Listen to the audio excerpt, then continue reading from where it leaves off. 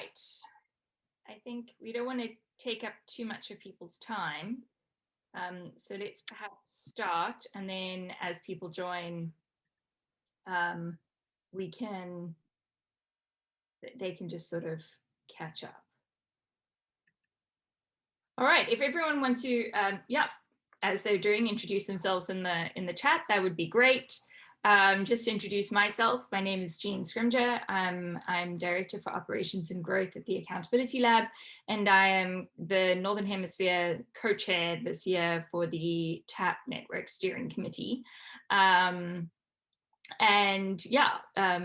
can find me at jean@accountabilitylab.org. If anyone wants to get in touch about anything, do let me know if you need anything. My co-chair Judith is, I think she's got a few meetings on today, so she wasn't able to make it. And so I'm taking over for today. So we've got a few things on the agenda today. One around just sort of introducing myself and Judith, our new colleague Ellery Wong, and then some updates on the membership refresh, an overview of the work plan, and any sort of sharing opportunities for any of you that you want to sort of chat about. And then any other business. If you do have any other business or things that you particularly like to share, please do put it in the chat, and then we'll sort of include you and put you on the list to talk. All right, yeah. So again, welcome. And I've introduced myself. If you'd like to ever chat to Judith, perhaps John, you can put Judith's email in the chat too, and mine. So if people ever want to get in touch. All right, and then second item of business, we have a new hire. Ellery, welcome to the TAP Network. And Ellery, if you want to sort of just introduce yourself, and then I'll jump in afterwards. Sure. Good morning, everybody, and thanks, Jean, for the introduction. Maybe everybody saw John's email, but my name is Ellery Wong, and I'm the new Communications and Outreach Officer. I'm originally from Michigan, and now I'm here in Brooklyn, New York, and I'm really excited to be here. Thanks, everybody, for having me. I'll just say that John, Claudia, and I, the TAP Secretariat, have been meeting every day, and we're already ready to jump into the work. So please, I'll also put my email in the chat box, but you can always reach out to me if you have any questions or ideas. I'm really excited to learn and help out soon. Well, thank you so much. Thanks, Ellery. And just so that everyone knows, one of the big priorities that we identified through many of the sort of network questionnaires that we've done, as well as the membership refresh, and through some individual conversations, we've realized that, and particularly in light of COVID, that really one of the main, values of the network is really our ability to support you through communicating your work and amplifying it in as a collective, but also as individuals throughout our network and elsewhere, and really closing that proximity gap from where you guys are working to sort of some of the bigger conversations that are happening around us, particularly at the UN and other spaces. So what we're really hoping is that Ellery will be able to help us best tell stories, connect, amplify, and really be that person that we can rely on to tell a good story and get the story of the network out there.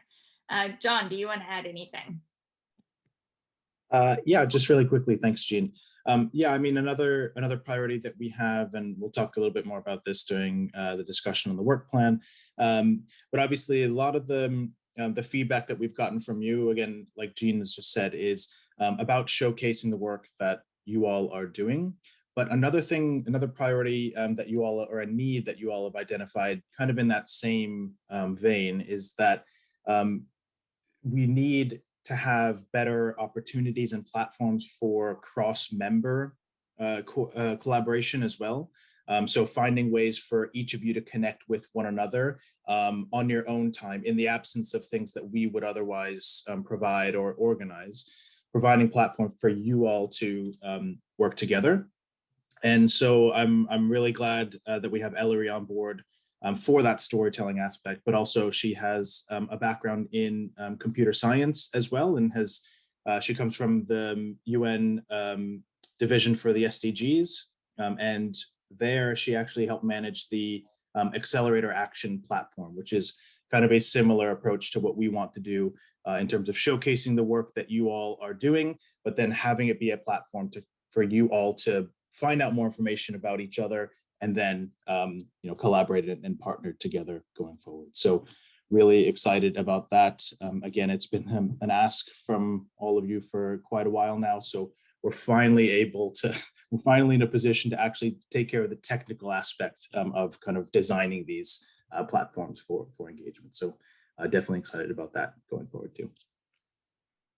Thanks so much, John.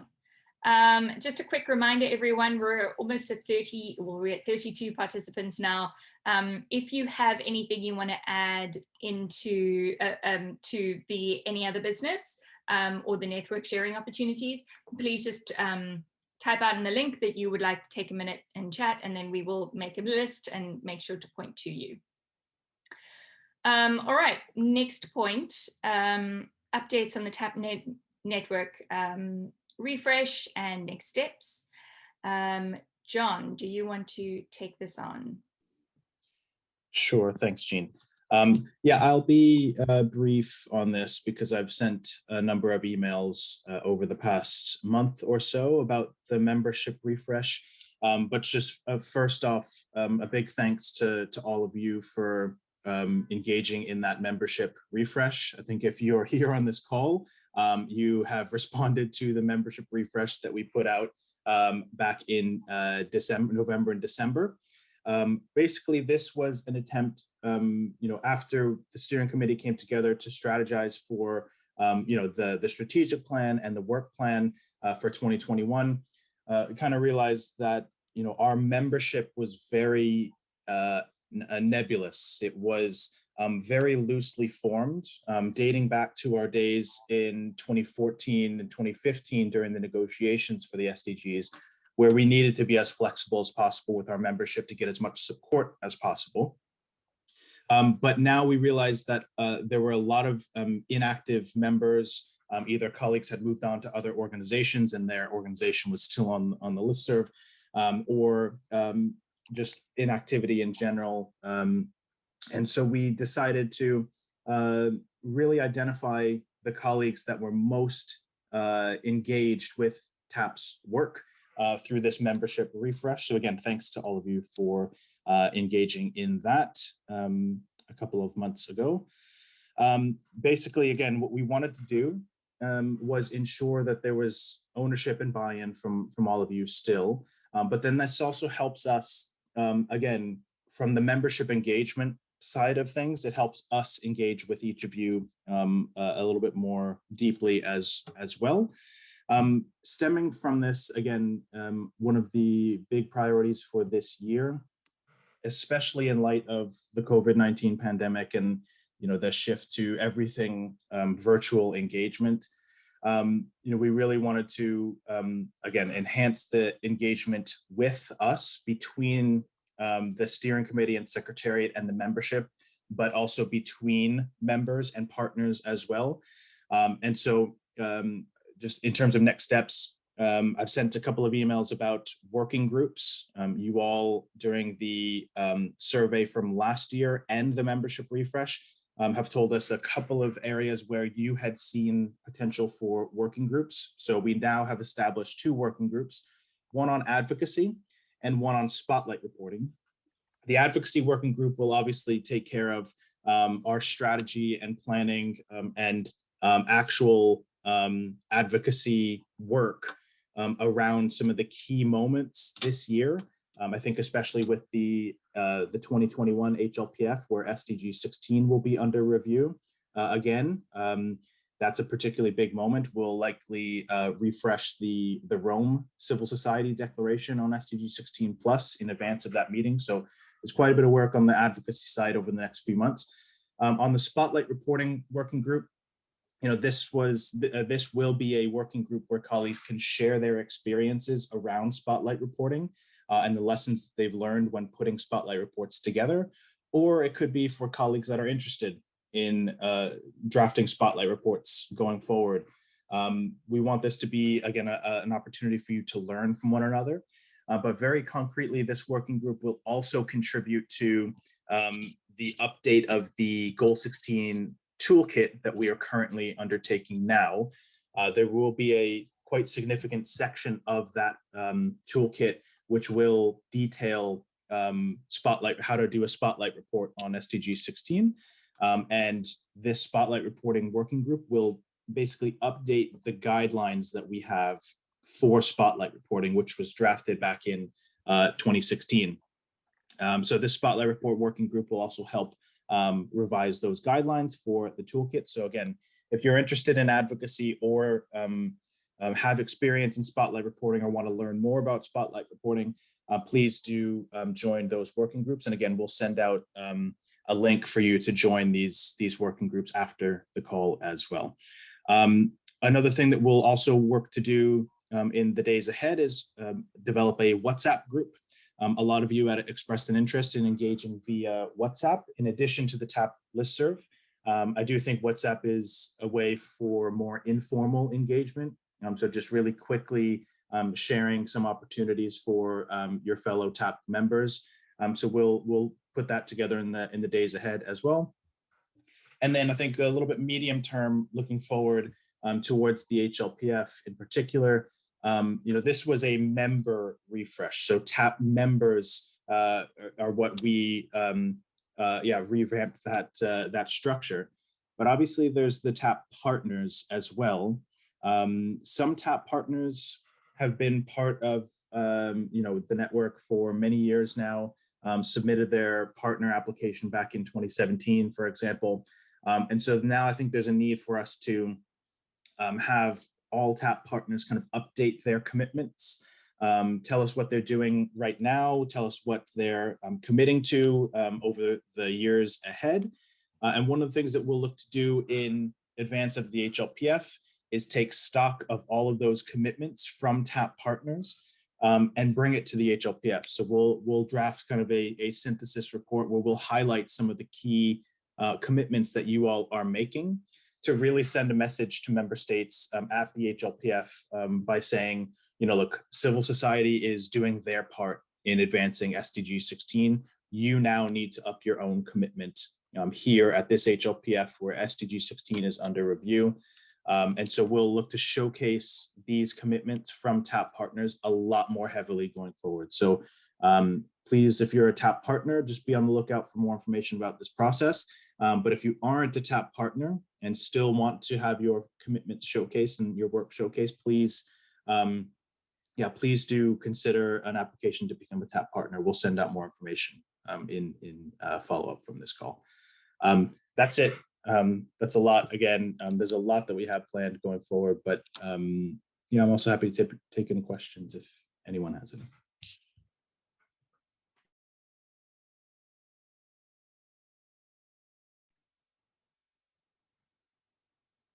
Yes, Nicholas. Hi. Hi, can everyone hear me?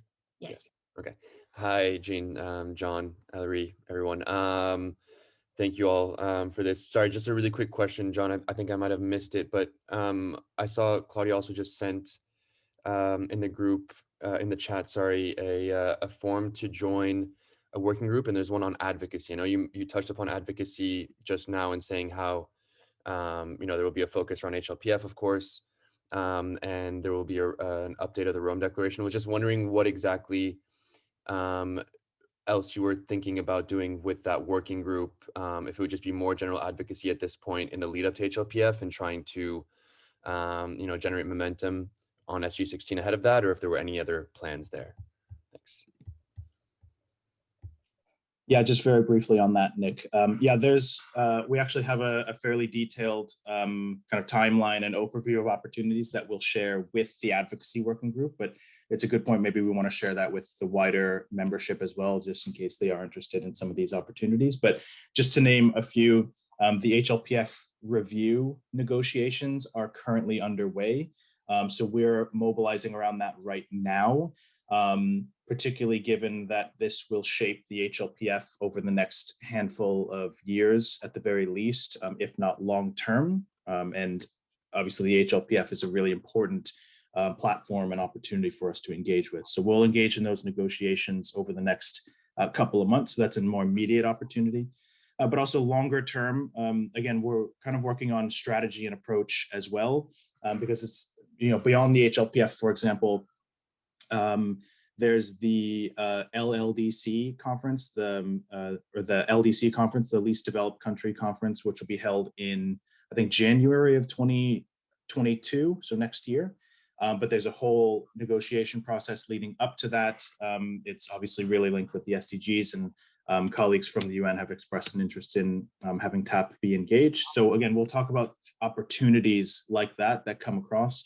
Obviously, the 16+ Forum annual showcase is another opportunity for us to do some coordination and advocacy as well. So we'll kind of go over a timeline with that advocacy working group, which will likely have our first call this week. So if you are interested, colleagues, please do fill out that form as soon as possible, because I think we'll look to have our first call of that working group this week. We will kind of lay our plans out and coordinate as soon as possible.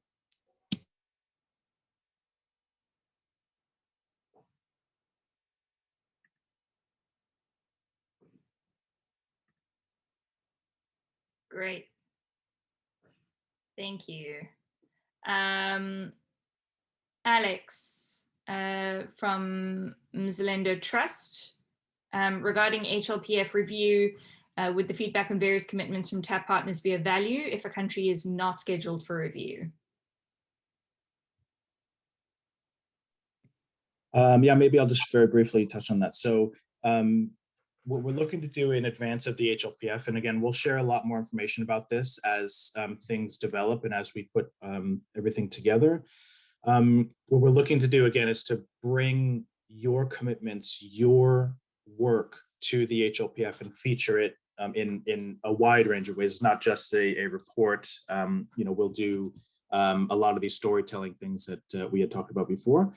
But yeah, it's not just if your country is undertaking a VNR. I think we want to showcase the work that all TAP members do, regardless of if their country is going to undertake a VNR in a given year.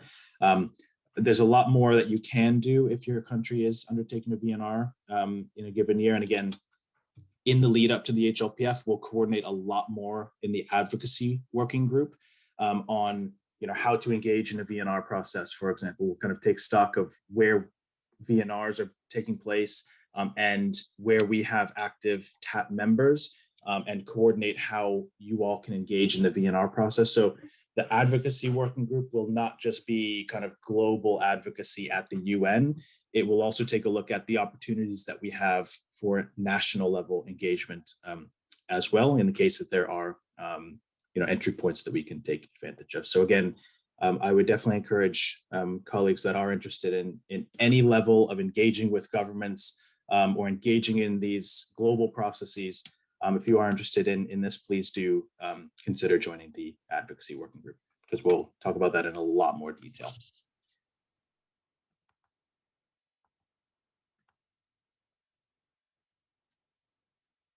Great. Awesome. Okay, next issue, we were going to talk a little bit about the work plan. So overview of the work plan, an update on the SDG 16 Civil Society Toolkit, as well as any sort of questions people have. John, back to you. Great, thanks, Jean. I, again, will be fairly brief on this because we've sent along the work plan, but I'll just link to it here in the chat box as well, so you can explore it on your own time as well. But basically, I mean, again, we've already talked about some of these, these priorities already.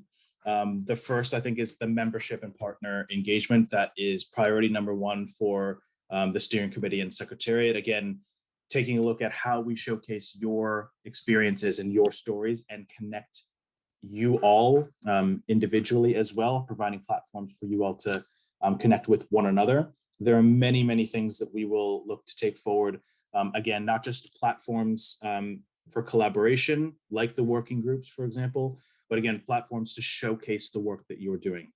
As Jean mentioned before, we kind of want to take this storytelling approach, make the work that you're doing, not just in a written blog format, for example. I mean, I know that a lot of colleagues have a lot of content to digest at any given moment these days, especially in COVID-19 times. So we want to make this content a little bit more easily accessible and more dynamic and engaging. And so we'll look to utilize Ellery's experience on this as well. And again, just beyond our membership engagement, there are a number of things that we have been working on and are working on currently. Jean alluded to this earlier as well. The SDG 16 Civil Society Toolkit. Again, this is an update of the Goal 16 toolkit that we produced in 2016. Obviously, it's now 5 years. We're 5 years in. Beyond that, the launch of that Goal 16 toolkit, there's a lot of content to update, and so we'll be working on this over the next few months, and at some point in the next month or so, we will come to you all with an ask while soliciting case studies. We want to showcase the work that you all are doing in this toolkit as well. So we'll come to the membership for case studies in particular. Again, there's a lot of work around SDG accountability, and we'll be looking to launch kind of a first of its kind global SDG accountability report with our partners in the next few months as well, and engage with that in the lead up to the HLPF. There's a lot of work that we're doing around the recently launched Mainstreaming SDG 16 resource. Again, we'll link all of these resources to you all after this call as well, but we'll look to be hosting a couple of webinars around how governments can mainstream SDG 16 into their national programs, and following up from the VNR process. So we'll look to host a few webinars there. Again, I mentioned earlier the revision of the Spotlight reporting guidelines. This will fit into the Goal 16 toolkit, but we will also turn our focus after this year's HLPF to how we support Spotlight reporting a bit more deeply in years to come. That may also be through funding support to help colleagues undertake this work. And then the last point is a focus on fundraising. Obviously, there's a lot of stuff that we have planned, a lot of things that we have going on currently, and a lot of things that we want to do in the medium and long-term future. And so fundraising will be a big priority for us as well, to ensure that we're not just funding the things that we want to do together and funding the work that the Secretariat does, but also finding that funding that we can also share with TAP members to take a lot of this work forward in partnership with us. Again, one of the challenges that you all had outlined for us in previous surveys is this funding and capacity gap. And in COVID times, I think this is even more of an important topic for us to really explore, is how we can help support some of the work that you're doing as well. So again, a focus on fundraising is kind of, it's important for our medium and long-term future as a network, but also again, to help support some of the work that you all are doing as well. That's it from my end. Again, you can find more information about this in the link that I provided in the chat box. But I think also part of this call is that we wanted to get some feedback from you on this work plan.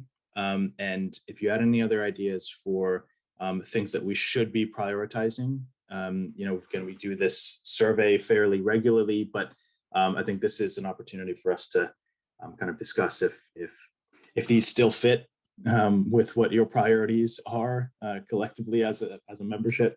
But if you have anything to add or for us to consider, yeah, it'd be great to get your feedback.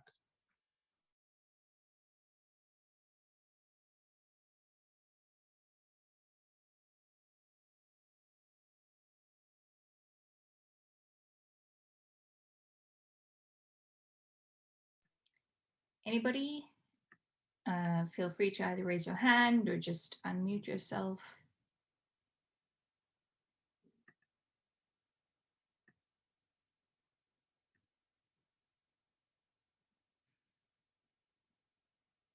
Great.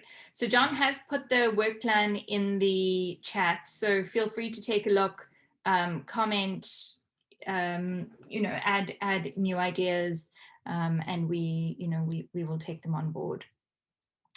All right, so the last little bit is a general Q&A or chat members sharing opportunities for collaborative engagement. So anybody that has any ideas, I know Nicholas, you mentioned something, you would like to mention something, and then Isabel, you wanted to talk about an event that's happening actually with a member of my team.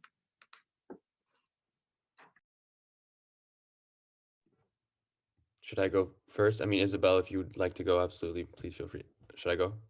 Please go ahead. Okay. Thank you. I'll be very quick. Again, thank you all. Just wanted to really just share with you something that my organization is working on. So I work at the World Federation of UN Associations, and specifically on our SDG 16+ program, the 16+ Forum.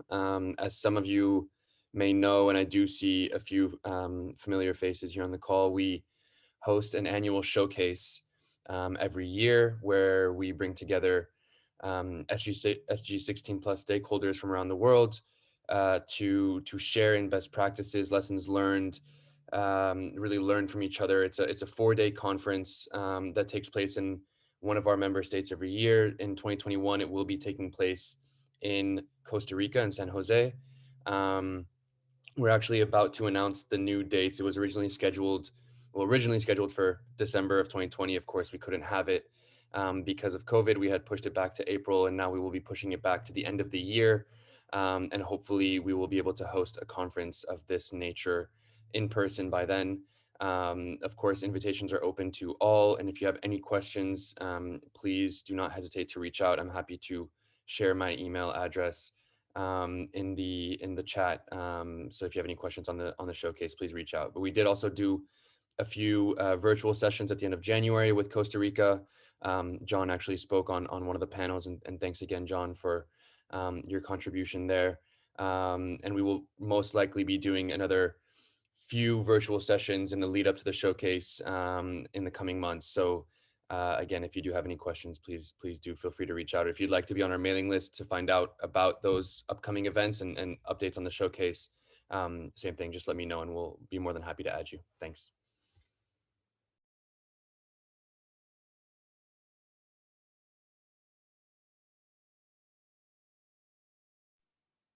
Shall I go ahead?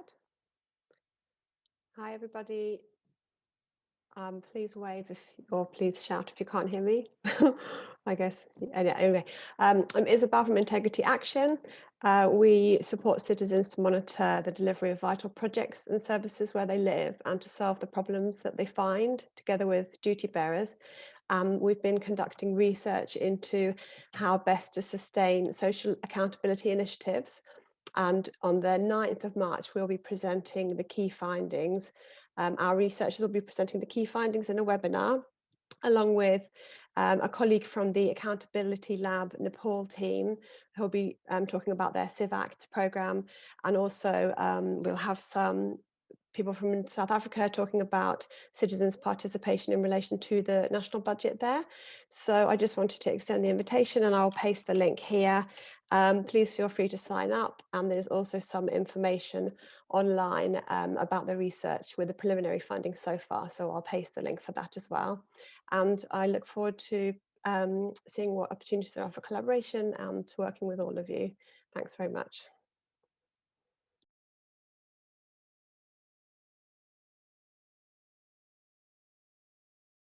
Great, thanks so much, Isabel. Is there anyone else that would like to make any comments, ideas, suggestions?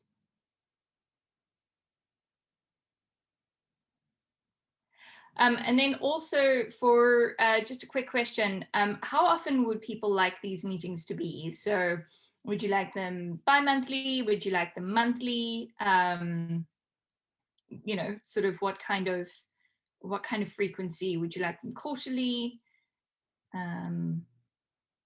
Please either mention in the chat or unmute yourself. Monthly. Thanks, Moses.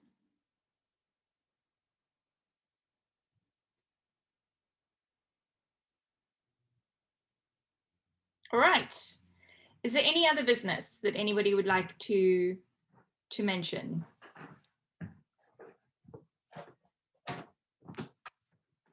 Monthly. Monthly sounds good.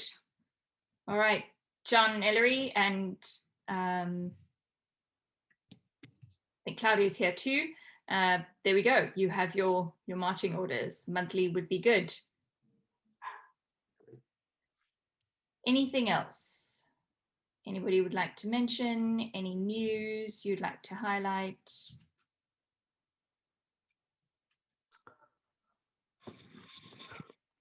Hello. Hello, can you hear me? Yes, we can. Okay. Hello, this is from Nepal. This is Arjun Bhattai. I represent NGO Federation of Nepal and Nepal SDG Forum. Thank you, TAP Network, this sharing the agenda for 2021. And I think it is a very good time and right time to we need to highlight the issue of SDG 16 and including SDG 16 plus, because you know, like Nepal, many developing country are most of the like conflict zone countries, like they are not the government not willing to discuss about the SDG 16, because there's the issue of peace, human rights and democracy, and the issue of civic space. So we need to push this agenda. And I want to request to TAP Network, at least we need to revise this indicators of global indicators, and we need to prioritize, because you know there's not still prioritize you know, peace, human rights, democracy, and the civic space issue. So and the many countries, we don't have a, like, you know, baseline to monitor the SDG 16. So I hope with this toolkit, I think it will be also included to how we revise the SDG 16 indicators of SDG 16 and the target of SDG 16, and also need to include the country priorities. So this is my idea, because we need to revise. Otherwise, it's very hard to, very difficult to, you know, monitor, because there's a lack of data. So we are doing the data partnership project, like we are doing like with the government and Central Bureau of Statistics and some civil society together. So we want to include our civil society data in the national data system. So I think this initiative is very you know, unique, and we want to share when we will you know, prepare the concrete framework with this data partnership. So I like to suggest this data issue in the toolkit which prepared by the TAP Network. Thank you for giving time.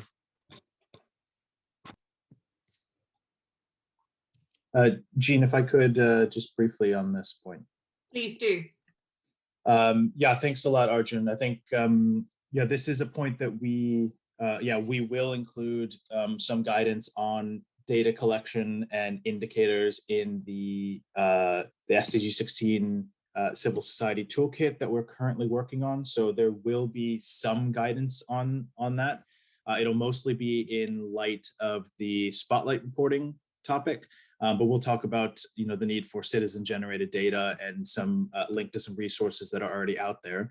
But I do think that maybe talking about the working groups, for example, we did have a data and indicators working group at some point. It's been inactive for probably a year and a half, 2 years now. But what I might also suggest, because it is a good point, when we do talk about spotlight reporting, the question that we often get is, where do we find the data? So I think these topics are really kind of intrinsically linked. I think what I might suggest, instead of kind of reviving the data working group, because I'm not sure that there's enough work for us to do for a standalone data working group, for example, at this stage. But we can maybe roll in the data issue, the data and indicators issue into the spotlight reporting working group. So we can make this working group kind of with a focus on spotlight reporting and data, because these are two issues that are linked. And I think we can, what we can do going forward is roll these two issues together in this same working group, so that we can discuss both topics in the context of that working group. So if that all sounds okay to you, if you have any other suggestions on how to address this, please do let me know. Again, the issue with creating like a new working group, for example, is that we have to have enough people interested and engaged. Otherwise, we kind of end up branching off the membership into too many different areas and not enough engagement in each of those areas. We want to kind of make sure that we're being efficient as well. So Arjun, I don't know if that makes sense to you. Thank you, John. Yeah, really it makes sense. But one thing is very important. There is a capacity for the civil society to analyze the STD systems data, because there's a lot of issue including STD systems. So one thing I need to include the capacity, how we increase the capacity of the civil society, and the second is the we need to engage with the like HLPF process, like even the like I revised little bit this Vienna reports, and then there are many countries they don't speak and they don't analyze like the STD systems. So we need to even like to focus to lobby and advocacy to government. At least they need to review the these STD systems during this BNR process. Otherwise, we civil society, we want to do ourselves the civil society BNR or like local level BNR process, and we need to highlight. For that we need to like capacitate ourselves. So it's a good to make the working group, but sometimes we need to we need to learn from the expert team who are doing in the like STD system. So maybe as Nick already mentioned, like there are a lot of the global the forum is going on, but due to this COVID, like there are a lot of online forum, but sometimes the face-to-face is very important. So I'll suggest to tap, at least need to enhance the capacity of our members, like tap members and who are engaging in this STD systems agenda. So then of course we can make a like kinds of network within like this tap network across the across the globe, and then we can discuss when the BNR process happen. But in other time also, like we can link with this UPR process also, because there's a lot of issue of human rights, and because in my country is like new like UPR third cycle is running, and so we are connecting in the UPR process, but there's still the lack of capacity and lack of data. So this is my but your idea is good, but still let's think more than only the caucus group or only the this is like focus group. So this is my suggestion. Thank you, John.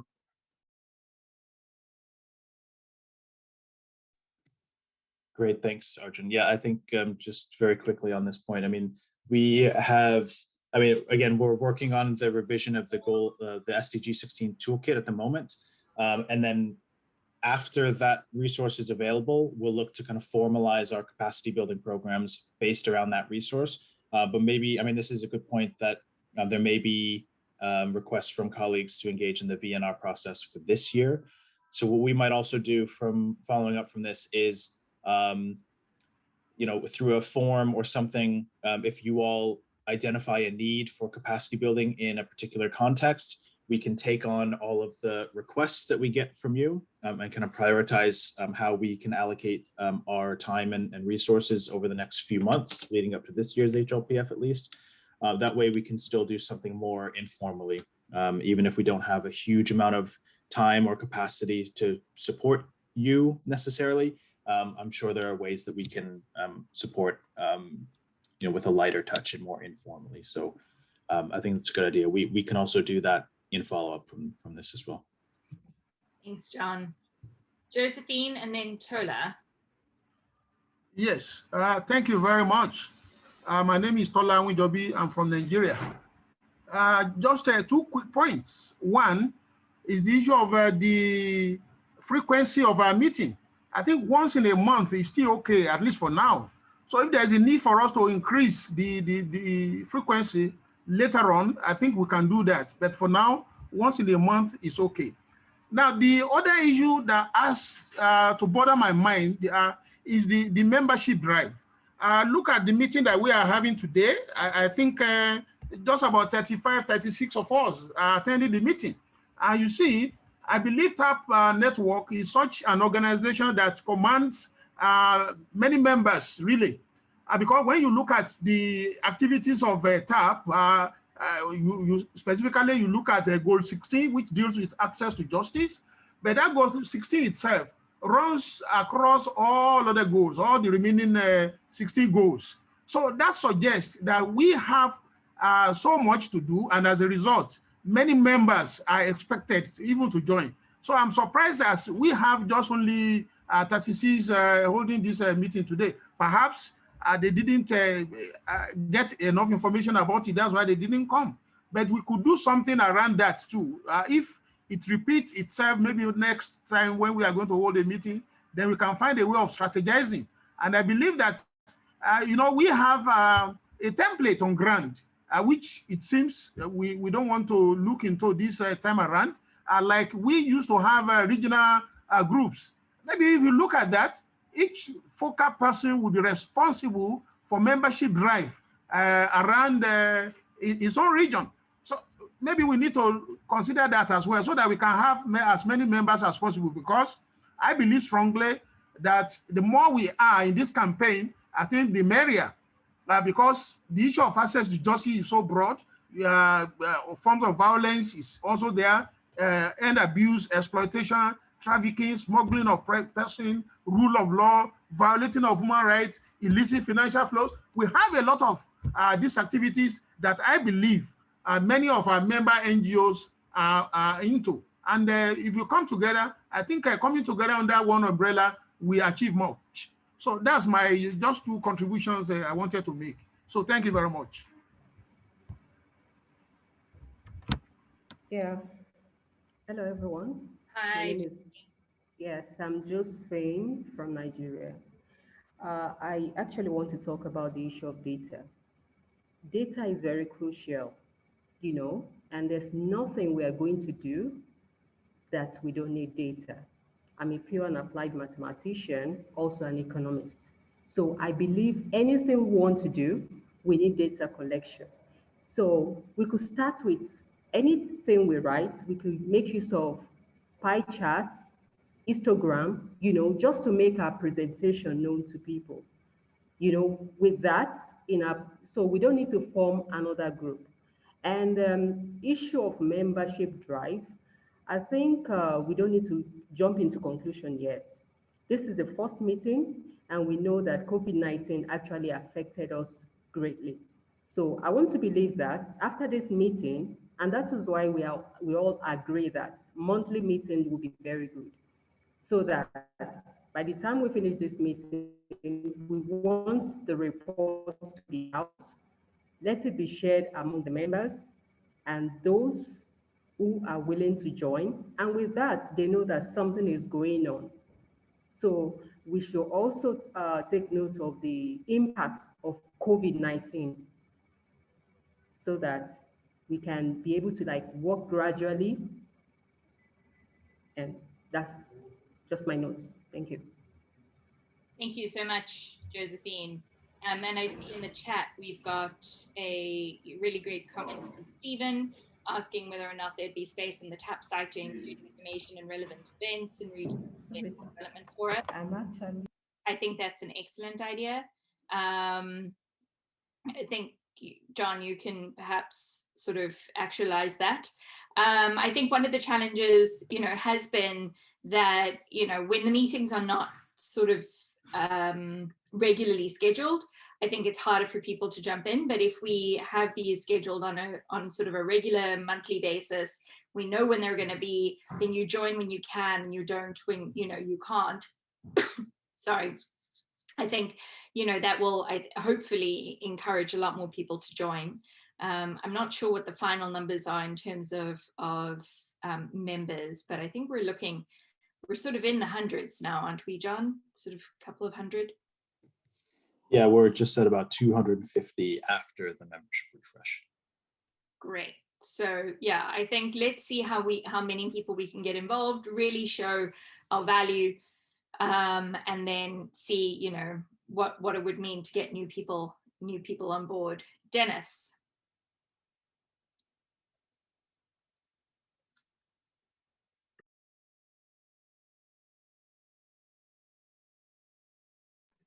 You're on mute, Dennis. Sorry about that, please. Yeah, I just want to appreciate your time and your efforts in putting up this meeting. It's I think it's the right thing to do moving forward. I just want to quickly suggest that given what you're doing, that in terms of membership, that probably you need to have a directory on the website of TAP where we'll be able to know other members, so we can know, because right now I don't think we know ourselves. There could be great opportunity knowing ourselves and then trying to see how we can collaborate and work together. Thank you. Excellent point, Dennis. We actually have put together a membership directory, and Claudia has been playing with various different ways of how to present it. And we do hope that this will become a lot more usable and user-friendly. Thanks, John. And so really do encourage people to use it. And if you see your information is not correct, please let us know. We will get it fixed. And then one of the things we are trying to do is differentiate between regions and countries. We're also looking at different sectoral things. So hopefully we will be able to make this as user-friendly as possible. Is there anyone else that'd like to add something? Any other business you'd like to make mention of? I think it is officially agreed that we will keep, we will make these monthly meetings so that we can encourage as many people, at the very least until the HLPF. Shema.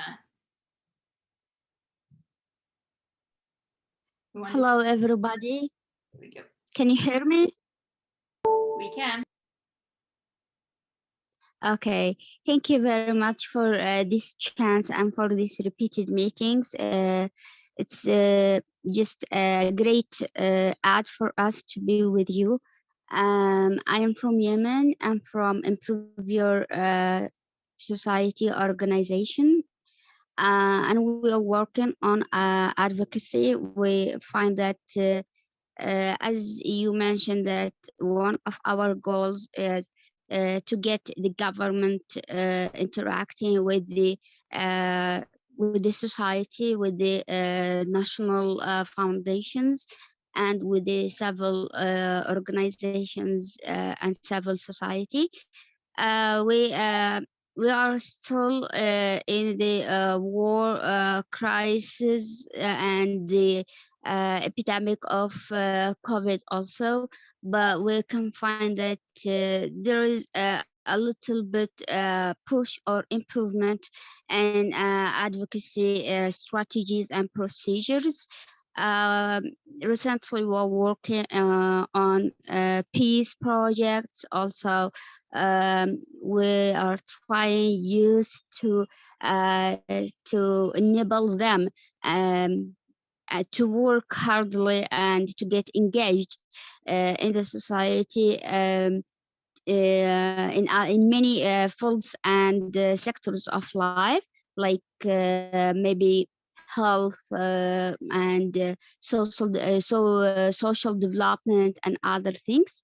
But the things that we want to get updated with from TAB network as much as it is possible is to know about the others activities and the others researches from the others participants in the same network. It's a little bit hard for us to get updated with them, but if it is if it is mentioned in the website, so it will be easier for us, especially because of our situation here in Yemen. The other thing that I would like to suggest for you is to mention many things about the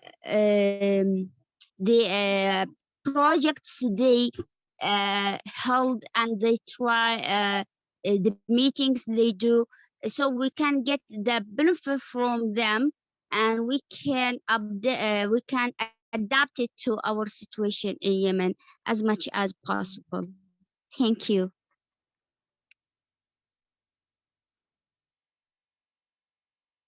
Brilliant. Thank you, Shema, for your contribution. Okay, can I add one thing, please? Sure. Yeah, I would like also to know more about the participants and the others who can work with us. I mean, if there are other people, other countries who are interested in working with us, so that will be our honor, and we will be so pleased if we will start working with them, even with the small things, or with the small steps that might push the procedure of advocacy in our country.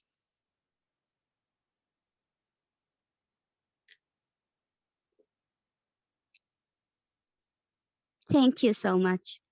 Great, thanks. John, do you want to add anything? We have another few minutes. I mean, I think from my perspective, I mean, we have a number of things that we've identified on this call that we'll need to follow up on now. I think this is, it's been great to hear from all of you, some of your thoughts and ideas and approaches and kind of the needs that you have going forward. I think especially now that we have Ellery joining us, and we still have Claudia, who will now shift to a program support role. We'll look to roll a lot of these things out over the next handful of months, especially in the lead up to the HLPF. So, you know, as much we try and, you know, balance as much as possible our communication with all of you. We don't want to overwhelm you all with, you know, tons and tons of emails and a lot of content. And then, you know, a lot of this content gets lost. We'll try and be as efficient as possible in communicating with all of you, but especially in light of everything that we've just discussed today, there will be a lot of requests for information, I think, going forward, and a lot of things that will require you to actively engage with, whether it's signing up for the working group or engaging in the working groups. Now, I think maybe reviving the regional working groups, as Tola had suggested. So there'll be a lot of opportunities for you all to engage with, but obviously that it requires you all to stay tuned, keep up to date on everything, and to actively engage. So I'm looking forward to taking all of these forward with you, and yeah, keeping you all engaged, hopefully throughout these next handful of months leading up to the HLPF in particular. Okay, John, we have a very quick question. Are contributions to the toolkit exclusive to TAB partners or open to the wider membership? Also, will the HLPF be virtual or travel? You have 1 minute. So sure. Okay. Bridget. So with the toolkit, I think what we'll do is open up the opportunity for colleagues to showcase case studies to the entire membership, but we may give priority to TAB partners on the the case studies that we'll showcase in the print version of the toolkit. We'll have a print version, which will have a limited space to include case studies and content, but we'll have an online platform, just like we had for the SDG Accountability Handbook, where we'll showcase all of the case studies from TAP members. So we'll send more information on that in the weeks ahead. And on the HLPF, it may be virtual and in person this year, potentially. We're not 100% sure, but I think regardless, I think colleagues should prepare for virtual engagement regardless, because we can't really predict how travel will be to New York by July. There's a lot of things that we just don't know about. I think the vast majority of people that will engage in the HLPF this year will be virtual again. So my advice for colleagues that are planning for engaging in the HLPF this year is, especially if you don't live in New York, I would plan on your engagement being virtual, and that will be our approach as a network as well. We'll plan a lot of virtual opportunities for engagement. Great, thanks, John. Bridget. Okay, thanks. Hello, everyone. My name is Bridget Faida from Consolation East Africa. I work in Nairobi, Kenya. And I was just I'm just adding up to what the lady from Yemen just talked, because there is this kind of a need for collaboration with for CSOs. But the fact is that we as TAP members, we might not be knowing each other. So we even don't know, for me, maybe I don't know what the Yemen one does and what they're kind of involved in. So it could be much more better if the TAP, let's say this TAP network can be able to give us a kind of a link where we can know each and every CSO that is within TAP, the TAP, so as we can maybe, let's say, compare the activities from like my Consolation East Africa activities, like they kind of involve much more in gender issues and some things like that.